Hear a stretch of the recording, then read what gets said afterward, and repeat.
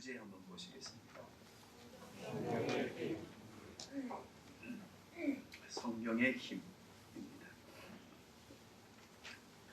성경의 힘이 오늘 본문의 말씀 보니까요, 뭐로 되어 있는가 하면 좌우의 날선 검이라고 성경의 힘에 대하여 소개하고 있습니다.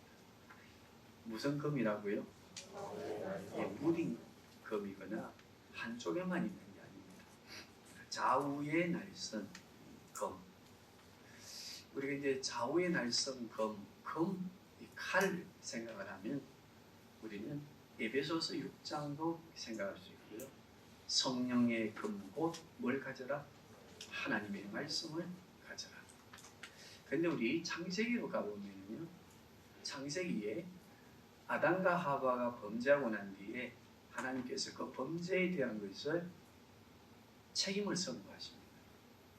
그리고 난 뒤에 그 책임 선고를 뭘 하셨습니까? 하와에게는 해산의 고통을, 사단에게는 기어다니는, 그리고 패배자로 살 것을. 창세기 3장 15절로 그리스도께서 이 땅에 오셔서 십자가를 지시고 엄부에 가셨다가 부활하셔서 성리가 되고 성리하시고 성리한 교회와 대비할 때에 사단은 패한 자로 살 것이라고 하는 것을 말씀하셨죠. 선고하셨죠. 그렇죠? 그 다음에 아담에게는 뭐라고 말씀하셨어요? 아담에게는 수고의 땀을 흘려야 먹고 산다. 근데 그것으로 끝나지 않아요. 내가 수고의 땀을 흘리면서 살아가야 될 온 땅이 무엇을 낸다고 했어요? 가시와 엉겅퀴를 낸다. 그러면 노력하는 것만큼, 수고의 땀을 흘리는 것만큼 풍성한 수입을 가지고 사는 것이 아니라 아무리 노력해도 우리의 뜻대로 된다 안 된다? 안 되는 공고한 인생의 삶을 살 것이다. 필경너는 흙으로부터 왔으니 뭐로 돌아가리라? 흙으로 돌아가리라. 이게 하나님의 준엄한 선고였습니다. 그리고 에덴에서 아담과 하와를 쫓아내시면서 이들이 범죄한 자들이어서 또 영생하기 위한 욕심을 가지면 영원히 멸망받을 수밖에 없으니까 생명나무를 시키자. 그래서 거기에 뭘 두었어요? 두루 도는 불칼을 부셨습니다. 그런데 이 두루 드는 검 불칼과 생명나무는 계시록을 보면 생명나무가 누구이세요?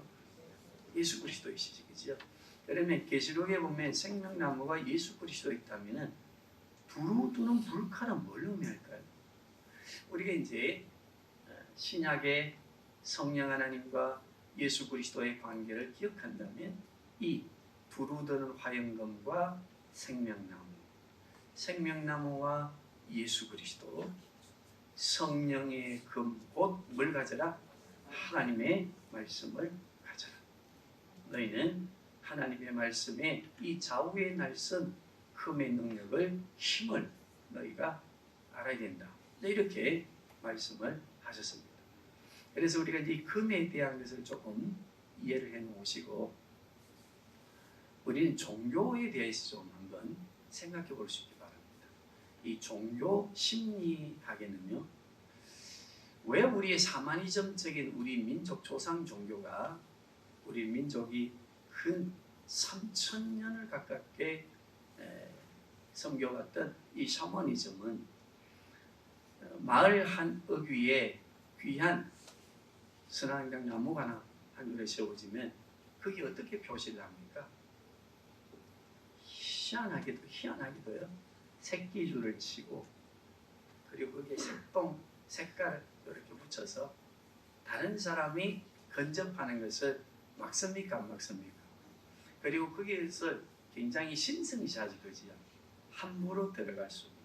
그래서 어떤 그 신당이라든가 어떤 뭐 무당의 집이라든가 이런 것을 보면 다 그렇습니다. 그러면 왜 그렇게 해놓았을까? 왜 신을 모시는 것을 장소를 정해 놓았을까? 여기에 종교 심리학적인 어떤 하나의 설명을 들어보면요, 인간이 살아가는 데에 인간의 힘으로 이겨낼 수 있는 없는 일들이 막 생기지, 그지요? 그러니까 누가 필요해요? 인간의 힘보다 더 강한 초월자를 필요로 한단 말이에요. 그러니까 그 초월자를 신으로 이렇게 섬기고 그리고 도움을 청합니다. 그런데 도움을 청하는 신이 시도 때도 없이 돌아다니고 우리들에게 와서 오늘은 제사밥을 차리는데 색다르게 차려달라, 안 주면 너는 죽는다, 내 아들 딸들이 아프고 망할 것이다, 시도 때도 없이 와서 그렇게 하면 귀찮겠어요, 안 귀찮겠어요? 두렵겠어요, 안 두렵겠어요? 그러니까 뭘 정해 놓는가 하면은, 신님 여기만 딱 계십시오. 여기만. 절대 여기는 넘나들지 마시고 나에게 와서 요구하거나 안 드리면, 요구하는 거 안 들어주면은 어떤 화를 준다는 그런 걸 하지 마시고, 내가 필요로 할 때 내가 여기를 찾아와서 원하는 걸 드릴 테니까 그때마다 나에게 뭘 주시오? 필요한 것을 채워주시면 됩니다. 라고 해서 뭘 정해놓았습니까? 이 신당이나 또 어떤 스름한 그 영적인 힘이 있다고 하는 나무들에게 이렇게 제한되어지는 하나의 성령을 딱 정해놓고 섬겨왔단 말이에요. 우리 기독교도 자칫 잘못하면 예배는 아니라고 하는 여기 안에 모셔진 하나님이 되시면 뭐가 같을까요? 지금 제가 뭘 말씀드리는 게 이해하시지, 그지요? 그러면 오늘 이 개념을 이해하시고 우리 기독교와 이방 종교가 다른 게 뭘까요? 하나님 예배당에 모셔놓고 내가 필요할 때 일주일에 한 번 와서 예물 드리고, 나 이런 거 필요해요, 주십시오. 그러나 이 예배를 드리고 나간 이후는 어디만 계십시오? 여기만 계십시오. 내가 수요일 날도 오겠습니다. 금요일 날도 오겠습니다. 그리고 새벽에도 오겠습니다. 그러나 나를 쫓아다니면서 균룡화복을 만들지는 마십시오. 라고 하는, 우리는 지극히 민족적 무의식을 가지고, 이 종교 민족적 무의식을 가지고 우리도 그런 개념으로서의 하나님을 섬기고 있는 요소가 있을까요, 없을까요? 있습니다. 목사인 저에게도 있습니다. 오늘 주시는 본문의 말씀, 우리가 이 금, 말씀, 성령의 금, 곧 하나님의 말씀, 좌우의 말씀 금, 이 하나님의 말씀은 좌우의 말씀 금과 같아서 할 때에 이 말씀의 금을 가진 교회는, 하나님을 섬기는 그리스도인들은 어떻게 하나님을 섬겨가고 말씀의 금을 가지고 능력을 가지고 이 땅을 살아가야 되는가 하는 것을 우리가 잠깐 생각해 보려고 합니다. 싸움을 하기 위해서 중세시대에 무장한 군인들이 완전 무장해 뭘 항상 공격하고 싸움을 하기 위해서 뭘 들지요? 칼을 들지, 그지요? 지금은 뭘 듭니까? 그때 칼이나 지금의 총이나 전쟁용으로 다 들려져 있습니다. 그런데 그 칼은 어떤 의미로 군인에게 들립니까? 공격하기 위해서도 들려졌지만요, 오늘 말씀을 보시면은 따라합시다. 방어하는데도 칼이 필요하다. 칼은 군인이 전쟁하고 공격하는 데만 필요한 것이 아니라 뭐 하는 데도 필요하다? 나를 지키는 데도 필요하고, 나를 방어하는 데도 칼이, 검이 필요하다. 자, 이것을 생각하시면서, 그러면 어떻게 그 검이 나를 보호하는가? 나를 지키는데 어떻게 나를 지키는가? 공격용으로만 쓴다. 공격력으로 왔을 때는 우리는 항상 이렇게 이야기합니다. 흑암의 권세와 성령의 검고 칼을 가지고 흑암의 권세하고 어떻게 싸웁니까? 그러면은 그 칼을 가지고 흑암의 권세와 그리고 내 자신을 공격하고 내 자신을 지키는 원리가 뭔지, 자, 오늘 본문의 말씀 우리 11절 한번 보시겠습니다. 시작.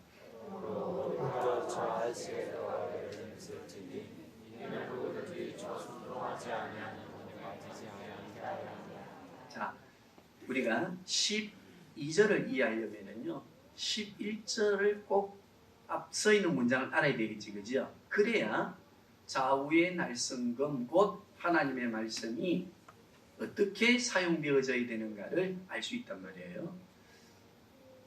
수요일에 오겠습니다. 필요한 날. 그래서 감사응감 할 테니까 내 또 필요한 것도 주십시오. 그러나 예배당 밖으로 나오지 마십시오. 그게 아니에요.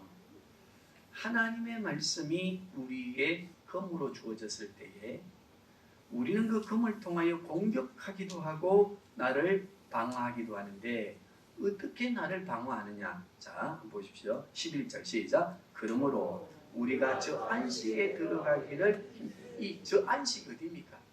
천국입니다. 하나님의 나라, 영원한 천국입니다. 자, 그 천국에 들어가기를 힘쓸지니 이는 누구든지 저 순종하지 아니하는 본에 빠지지 않게 하려고요. 천국에 들어가려고 하면은 뭘 해야 돼요? 순종의 사람이 되어야 되는데 순종의 사람이 되지 아니한 불순종의 사람들이 많았단 말이에요. 이스라엘 백성도 가나에서 강요해서 죽가는 예를 많이 우리의 성경 말씀을 통해 보면은, 그러면은 성경의 말씀이 나에게 방어용이 되고 또 나를 지키는 검으로서 무엇에 필요하도록 검을 주셨는가 하면은 11절에 뭐라고 했습니까? 불순종의 사람들처럼 불순종하여서 저 안식에 들어가지 못하는 뭐가 없도록, 멸망당함이 없도록.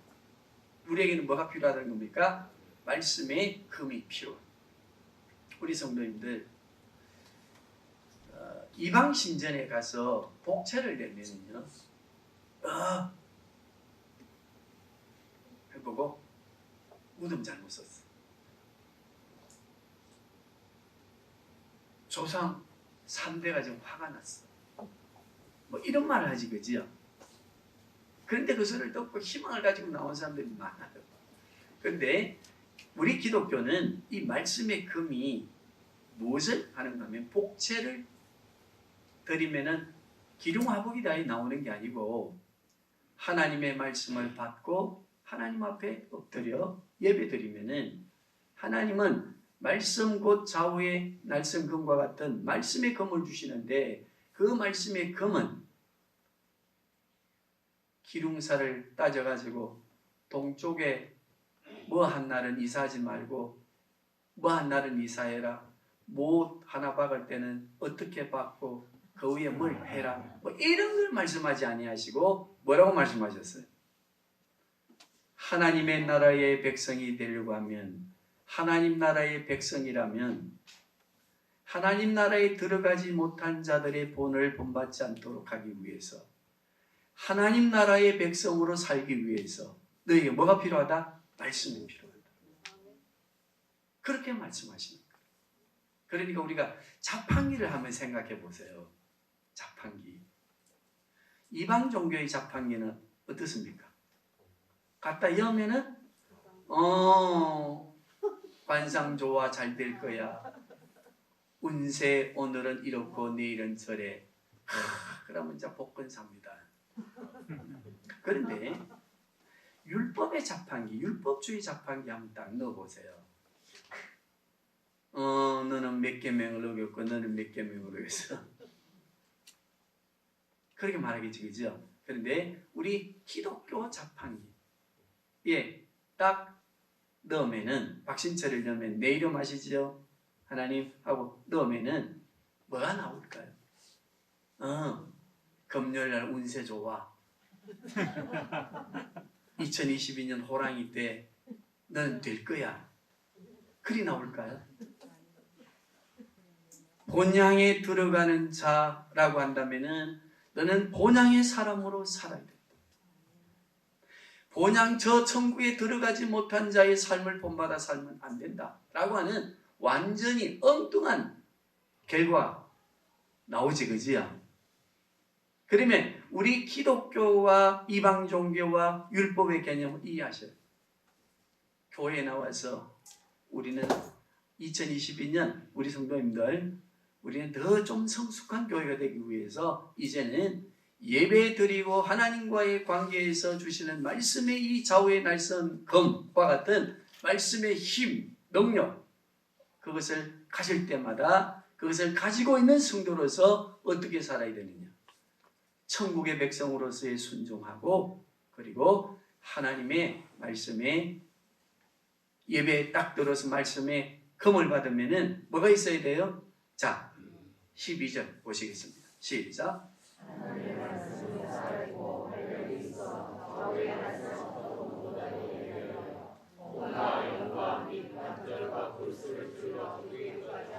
자, 여기까지. 뭘 쪼개야 돼? 말씀의 금이 나에게 하나님을 만나고 하나님께서 말씀의 금을 나에게 주실 때는 뭐서 어디로 가라 저리 가라, 올해는 좋다, 운수가 좋다, 오늘 잘 될 거야, 뭐 긍정적이고 어떤 이런 걸 주시는 게 아니에요. 자, 뭐라고 말씀하십니까? 시작. 하나님의 말씀은 살아있고 활력이 있어 좌우에, 이 활력이 있다는 말이 무엇입니까? 제한된 장소에 있지 아니하고 동서사방 우주 만물에 충만한, 우리가 여기 계시라고 해서 계시는 분이 아니에요. 그 말씀의 능력으로 우리에게 좌우의 날씀과 같이 말씀하시고 우리에게 금을 주셔서 우리가 살아가게 하시는데 어떻게 살아가게 하시느냐. 자, 여기보다 예리하여 시작. 혼과 영과 미 관절과 골수를 찔러 쪼개기까지 합니다. 자, 영과 혼과 골수와 관절이 누구를 말합니까? 나 자신, 나 자신. 하나님 앞에 나온 나 자신을 어쩌라는 겁니까? 하나님, 말씀의 금을 주시옵소서. 그래, 알았다. 말씀의 금을 뭘로 받으려고 하노? 올 한 해 재수가 있는지를 보려고 합니다. 어떤 목사를 찾아가서 기도받아야 잘 되는지를 한번 가르쳐 주십시오. 그 지혜를 얻어야 되겠습니다. 그게 나오는 게 아니에요. 뭐가 나와요? 내 신철아, 내 혼과 영과 골수와 관절을 쪼개라. 너 자신이 어떤 존재로 서 있는지, 어떤 사람으로, 어떤 하나님의 백성으로 올라내리 시작하고 또 살아갈 것인가를 생각하는지를 고민하고 내 자신을 성찰해보라. 다음 한번 보십시다. 시작. 또 뭐라고 해놨어요? 마음에 판단하라고 하는 것은 무엇입니까? 예리한 자의 날성금으로 어쩌라는 겁니다. 쪼개보라는 겁니다. 수술하라는 겁니다. 우리가 하나님 앞에 나와서 하나님의 말씀을 받고 하나님의 말씀을 묵상하고 그 좌우의 날성금과 같은 칼을 받으면은 이 세상을 살아가는 데 성공하고 출시하는 능력을 받는 것보다 더 우선되어야 되는 것이 무엇입니까? 공격도 해야 되지만 방어도 하고, 방어하는 것이 또한 공격과 연결되어지는 것인데 그것이 무엇입니까? 우리의 혼과 영과 골수와 관절을 쪼개고, 또 무엇을 쪼개라고요? 우리의 자아적 생각과 우리의 그 고집스러운 기질적인 죄악된 요소들 어쩌라 했습니까? 쪼개라, 판단해라 말씀하지 않습니까? 우리 기독교는 하나님 앞에 나와서 뭘 함으로 뭐 복채가 나온다고 하는 것이 우선되면 안 됩니다. 무엇이 우선되어져야 됩니까? 하나님의 좌우의 말씀금 앞에 서면 미래에 대한 것이 어떻게 풀려갈 것인가에 대해 고대하고 기대하는 희망을 가지는 것이 아니라 예수 그리스도와 관계되어진 소망을 갖는데 우리의 영과 혼과 골수와 관절을 쪼개고 우리의 생각과 우리의 판단을 쪼개고, 그리고 천국의 사람임에서 불순종하게 살아가는 자들의 본을 따르지 아니하도록 순종의 사람이 되기 위하여 살아가는 말씀의 금을 우리는 가져야 됩니다. 이 말씀의 금으로 우리는 무장해야 됩니다. 혼과 영과 골수와 관절이 무엇입니까? 우리 인격 자체 아닙니까? 우리 생명 자체 아닙니까?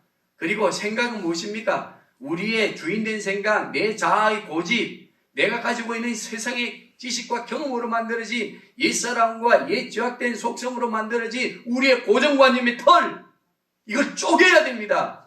이거는 쪼개지 아니하고 말씀을 주시옵소서. 오늘 송구영시집의 말씀을 받으니까 좋은 일이 일어난다 하셨는데 일어날 줄로 믿습니다. 그게 말씀의 금이 아니에요. 그 말씀 앞에 설 때는 2021년을 나는 어떻게 살아왔는가? 내 영이, 내 혼이, 내 육체가, 내 생각이, 내 판단이 어떻게 살아왔는가를 그 말씀 앞에 쪼개고 수술하고 개혁하는 새로운 비전과 꿈을 가지고 시작하게 하는 거 아니겠습니까? 우리 이게 신년초니까 우리 성도님들 올 한 해 하나님 앞에 나와 예배하는 것은 여기만 계시옵소서. 이름을 둔 곳 여기만 계시고 내가 찾아올 때만 내가 필요로 한 것 들어주시고 절대로 내 일상생활로 오지 마십시오. 일상생활은 내 마음대로 살겠습니다.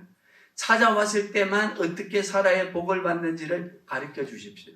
라고 하는 우리의 신앙이 되어서는 된다 안 된다? 13절 보시겠습니다. 시작.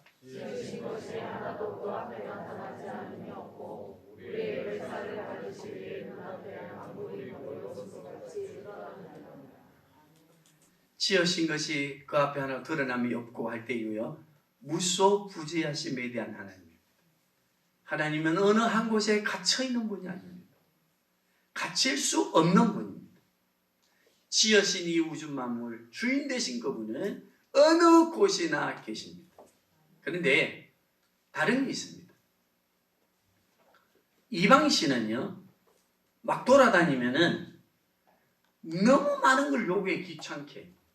안 주면 삐져가지고 고대 근동 종교를 연구하고 이방의 신을 연구해 보면요, 이방의 신들은 따라합시다. 삐꿈타기를 잘하는 여신이다. 또 이런 말하면 미안하네. 삐꿈을 잘 타.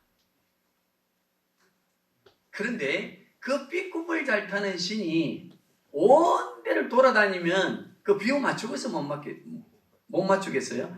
이게 우리가 이제 정신건강에도 뭐가 있는가 하면 경계성 장애가 있는 사람들, 이 히스테리컬한 성격을 가진 사람들은요, 이래도 안 돼, 저래도 안 돼, 맞출 수가 없어. 얼마나 힘든지 몰라. 이 이방의 신들처럼 삐꿈 타지 않도록 맞추려고 하면, 종갓집은 이거 텔레비전 한번 나오는데 조상신 삐끼지 않도록 섬기려고 그분 1년 내내 제사를 지내야 되는 종갓집에서 종손. 왜? 안 하면 문제가 오니까. 그런데 놀랍게도요, 지으신 하나님, 어느 곳이나 계시는 하나님, 우리와 함께 계시는 하나님, 임마누엘로 계시는 하나님, 우리가 찾아가 아버지라 그리스도의 이름으로 부를 때에 우리의 필요한 것이 무엇인가를 성령 하나님을 통해 또 물으시고 우리의 소원을 들어주시는, 우리가 아버지라 부르고 섬기는 삼위일체 하나님, 그분은요, 우리가 찾아오고 우리에게, 우리가 그분과 함께 할 때마다 우리에게 뭘 주십니까? 좋은 것으로. 어떤 좋은 것으로? 세상을 이기게 하는 좋은 것으로 주시는데, 따라하겠습니다. 천국의 소망, 확신, 중보하시는 주님에 대한 믿음, 재림의 믿음, 부활의 믿음, 구속의 은혜, 이런 것들을 다 믿고 고백하게 하면서 우리 마음에 뭘 주십니까? 세상의 것이 아닌 하나님 나라의 것으로 감사하고 기뻐하고 즐거워하고, 그리고 이 세상이 줄 수 없는 평안을 누리고 이 세상 것을 가져도 누릴 수 없는 뭘 주십니까? 만족함을 주시고, 내가 하나님의 자녀 된 것이라고 하는 그 자존감이 완성되어진 것을 주시고 이 땅을 살아가게 하는 말씀이 바로 하나님의 말씀입니다. 이 하나님의 말씀을 좌우의 날성과 같이 이 표현되어지는 이 시적 표현은요, 무엇입니까? 따라합시다. 하나님의 말씀을 금으로 받았다면, 좌우의 날선 금으로 받았다면 한쪽으로만 쓰지 말고 좌우로 쓰라. 우리 삶의 전 영역에 쓰라는 거 아니겠습니까? 그리하면 우주 만물에 충만하시고 말씀으로 빛으로 우리와 함께 계시는 성부 성자 성령 하나님께서 우리의 필요한 것을 채우시고 세상이 줄 수 없는 기쁨과 감사와 그리고 소망을 주시는데, 이 땅에 속한 게 아니에요. 천국입니다. 영원히 사는 겁니다. 재림입니다. 부활입니다. 그리고 저 영원한 천국에서 사는 영생을 우리에게 주시는 그 믿음을 가지고 살도록 우리에게 뭘 주십니까? 소망과 기쁨과 믿음과 그리고 사랑할 수 있는 능력을 주시는 것을 우리가 믿어야 될 줄로 믿습니다.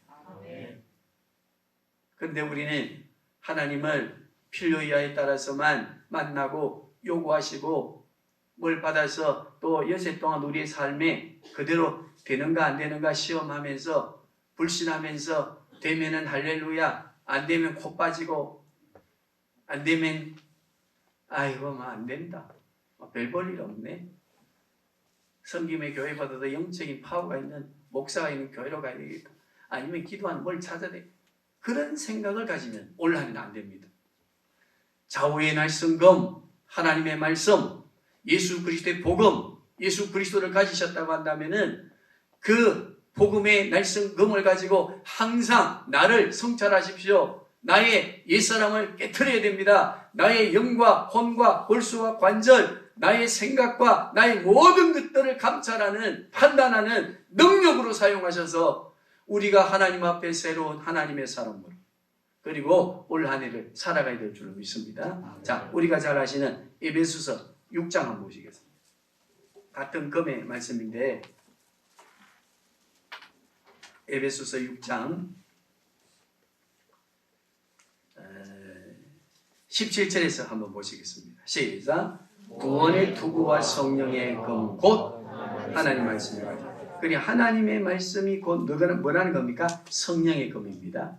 성령의 금, 성령의 충만이고 무엇의 충만입니까? 말씀 충만.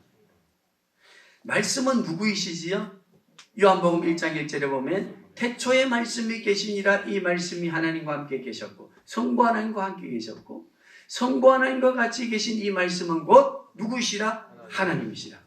그 하나님이 육신되어 이 땅에 오신 분이 누구이십니까? 예수, 성자 하나님이시지, 그지요? 그러면 이 성자 하나님으로 복음으로 예수 그리스도로 가득 차려고 하면은 누구로 가득 차야 됩니까? 성령을 통해서 가능합니다. 그러면 성령 하나님을 통해서 우리가 예수 그리스도로 충만해진 이 상태, 성부 하나님의 뜻을 이루어가는 내 자신을 성찰하고 혼과 영과 골수와 관절을 쪼개고 우리 옛사람의 생각을 판단하고 쪼개어놓는 이러한 믿음의 삶을 살도록 우리에게 성령의 금 곧 하나님의 말씀을 주셨는데, 에베소서는 뭐라고 말씀하는가 하면 18절 한번 보겠습니다. 시작. 성령의 금을 가진 자들에게 금을 가지고 해야 될 일입니다. 시작. 모든 기도와 간구를 하되 항상 누구 안에서 하고? 성령 안에서 기도하고. 성령 안에서 기도한다는 게 앞절과 연결하면요, 누구의 은혜에 감사하고 누구의 말씀을 붙들고 기도하라는 겁니까? 예수 그리스도이십니다. 예수 그리스도에 대한 언약입니다. 성부 하나님이 예수 그리스도와 맺으신 성경의 그 구약과 신약의 언약을 붙들고 뭐하라는 겁니까? 기도하라는 겁니다. 어떻게 기도해야 되는가 읽어보시겠습니다. 우리 18절 시작. 모든 기도와 간구를 하되 항상 성령 안에서, 이 항상이라고 하는 말은 가두어 놓은 하나님이 아니라 항상 우리와 함께하는 임마누엘 하나님으로 알고 기도하되 성령 안에서 기도하고 시작. 이를 위하여 깨어 구하기를 항상 힘쓰며, 자 시작. 여러 성도를 위하여. 이방의 신전은 가면요, 복채를 주면 그 복채 준 사람만을 어떻게 하면 된다. 아니다. 요거는 삼재가 끼었으니까 25만 원짜리 갖고는 안 된다. 요거는 성산 밑에, 영험한 산 밑에 가야 되니까 500만 원짜리를 해야 된다. 그렇게 이야기하는데, 말씀의 금, 성령의 충만의 금을 가지면은요, 예수 그리스도로 충만해지면 엎드릴 때마다 성부 하나님 앞에 엎드릴 때마다 그리스도의 금으로, 성령의 금으로 충만해지면 우리에게 변화가 일어납니다. 어떤 변화가 일어납니까? 나를 위해서가 아닌 누구를 위해서 기도한다? 성도를 위해서입니다. 성도들을 위해서. 나의 문제는 누가 해결해 놓으셨음을 믿고, 그리스도께서 해결해 놓으셨음을 믿고, 이제 내가 하나님 앞에 엎드리는 이유는 누구를 위해서입니까? 나라와 민족을 위해서입니다. 성도를 위해서입니다. 이웃을 위해서입니다. 우리 자녀를 위해서입니다. 선교사를 위해서입니다. 저 굶주리는 민족을 가슴에 품고 기도하기 위하여 제사장의 기능을 감당하는 하나님 앞에 엎드림 아니겠습니까? 그때마다 우리는 하나님의 말씀 곧 성령의 검을 가져야 됩니다. 좌우의 날성검 하나님의 말씀을 가져야 됩니다. 디모데후서는 뭐라고 말씀하십니까? 3장 15절과 17절에 하나님의 말씀만이 우리를 온전케 하고, 우리는 세상에서요, 무엇을 받음으로, 무엇을 소유함으로 마음의 공허함을 채우려고 하고 만족을 얻으려고 하는데, 그걸로 공허함이, 불만족이 만족으로 채워집니까? 채워지지 않습니다. 그러나 채워지는 길이 있습니다. 그건 무엇입니까? 왜 세상 것으로는 만족이 안 되지요? 채우고 채워도 채워지지 않을까요? 따라합시다. 영혼이 굶주려 있기 때문입니다. 영혼이 굶주려 있으면 아무리 채워도 세상 것을 채우고 수조원을 가지고 있어도 부족합니다. 더 벌어야 됩니다. 더 가져야 됩니다. 그러나 말씀의 곧 성령의 능력의 검을 가지고 복음이신 예수 그리스도를 가지게 되어지면 우리 영혼이 가득 찹니다. 새로운 생명으로, 새로운 피조물로 거듭나게 됩니다. 하나님의 자녀의 권세를 가지게 됩니다. 천국의 백성이 됩니다. 왕같은 제사장이 되었습니다. 그러므로 우리 영혼이 꽉 하나님의 나라로 예수 그리스도로 차게 되어지면 세상 것 없어도 만족합니까? 안 합니까? 기뻐합니까? 안 합니까? 청지기로 주심에 대하여 기뻐합니다. 삶의 계산이 달라집니다. 어떻게 달라질까요? 말씀의 금으로 내가 새로워지기 전에는 내 공허함을 채우기 위해서 세상 것을 막 많이 가지고 갑니다. 100명 사장보다는 수만 명의 사장이 되려고. 골치 아파서 얼마나 힘듭니까? 크면 클수록 만족을 채우기 위해서. 그런데요, 그리스도로 성령의 말씀 금으로 만족하게 되어지면 어떤 건가 하면요, 따라합시다. 세상의 것이 많으면 많을수록 골치 아프다. 그래서 어디로 들어갑니까? 자연인이 됩니다. 우리 누구 안으로 들어갑니까? 예수 그리스도 안으로 들어갑니다.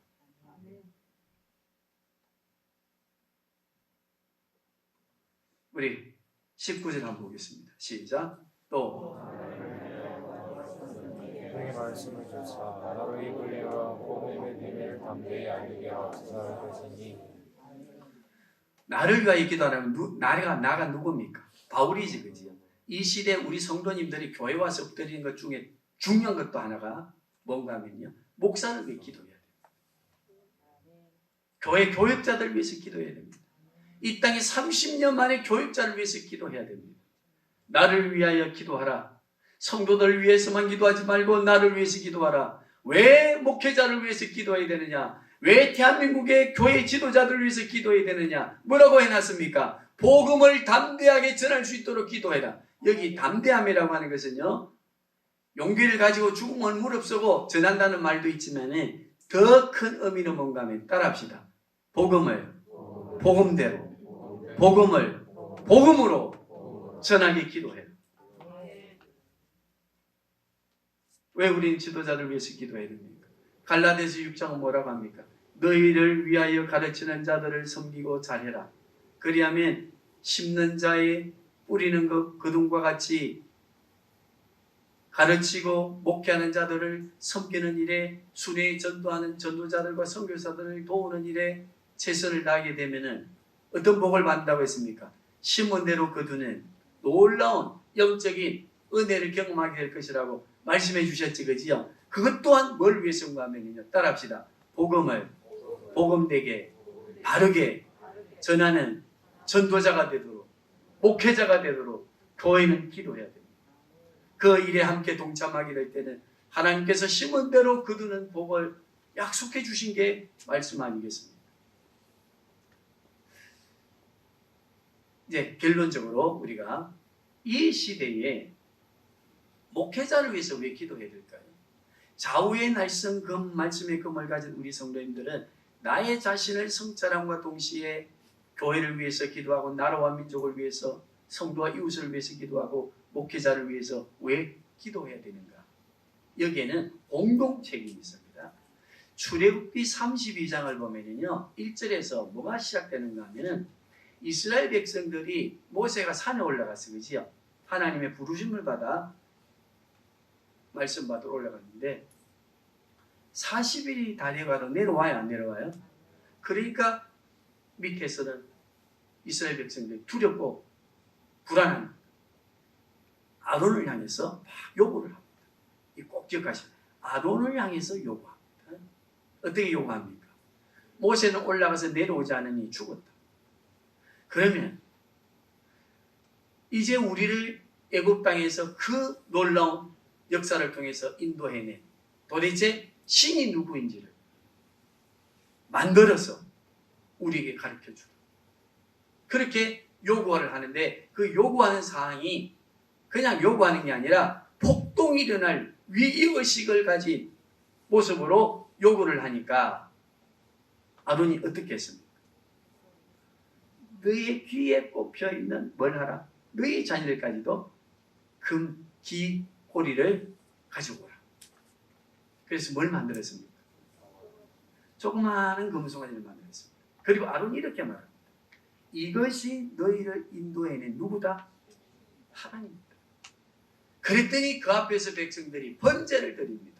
화목제를 드립니다. 예배에 축제 예배를 드립니다. 즐거워하고 기뻐뜁니다. 하나님께서 노하셨습니다.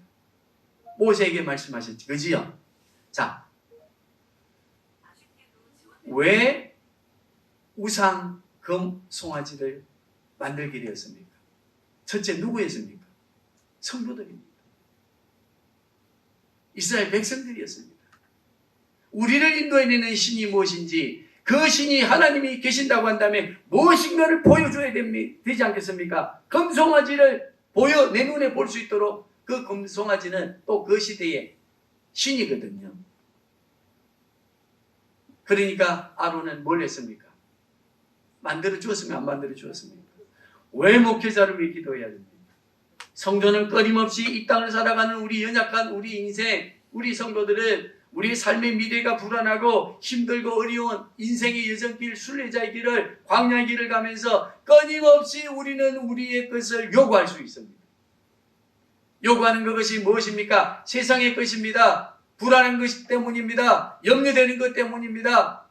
그러나 지도자는 그렇다고 해서 아론처럼 금송아지를 만들어 이것이 우리를 인도하고 가시는 하나님이십니다. 하나님은 우리에게 기륭하국에서 복만 주시고 인도하십니다. 성공하고 출생길로만 인도하십니다. 병이 들면 나사주고 낫게 하시고 그런 하나님으로 만들어서 이분이 우리와 함께하는 하나님이다 가르치면 복음을 확실하게 전하는 겁니까? 어떻게 전하는 겁니까? 왜곡되게 전하는 겁니다. 변경하는 겁니다. 결국은 누가 죽게 되어 있습니까?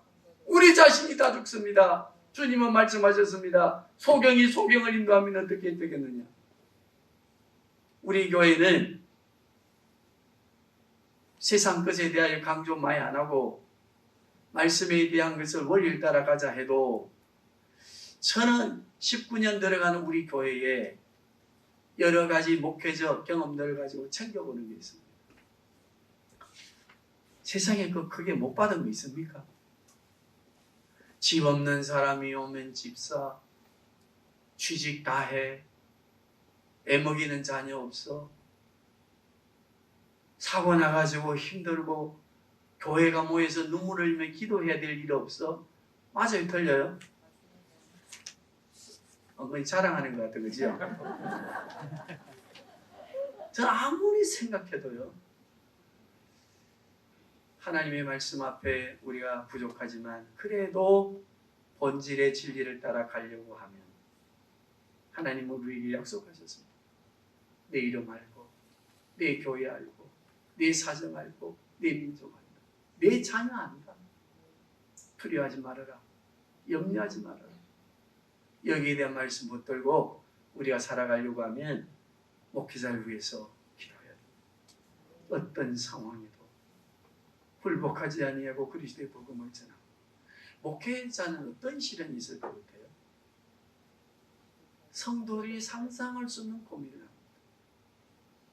설교 한 편을 준비하려고 하면 지금 제가 하고 있는 이 내용 조금만 이해하고 정리되면 5분이면 끝나는 내용인데 이걸 또 하면 어렵게 하면 또 이해 못하면 어떨까? 또 고민해보고 또 생각해보고 또 이게 바른 진리인가 또 고민해보고 그 다음 나는 그러면 이 말씀 앞에 어떻게 살고 있는가? 목회자가 가장 힘든 게 그겁니다. 논리적이고 그리고 설교학적이고 뭐 교리적인 것을 가르치는 데는 웅변수를 가지고 아니면 논리성을 가지고 잘할 수 있습니다. 근데 가장 힘든 게 뭔가 하면요.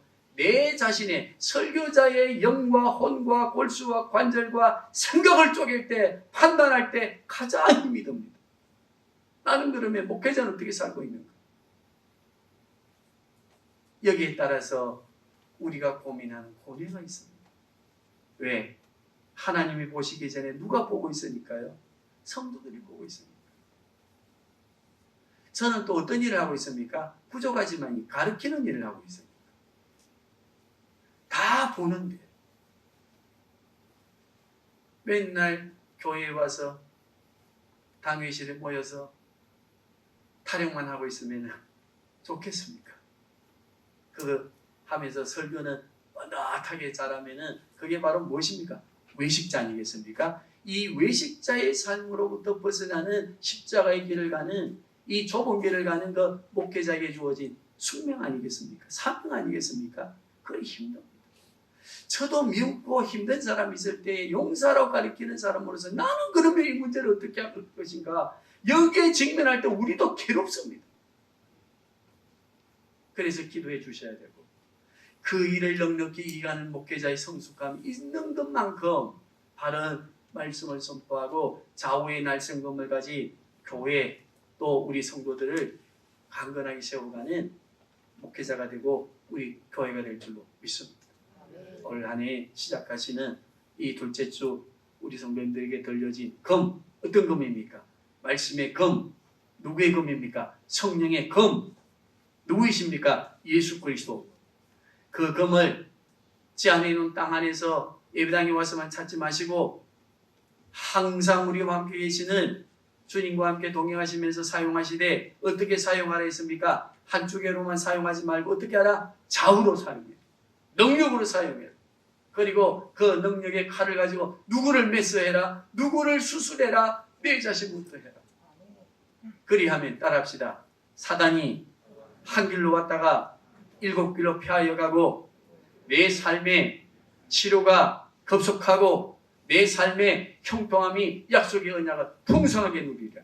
시편 1편의 말씀의 복, 은혜가 우리에게 올 한 해 줄 줄 믿습니다.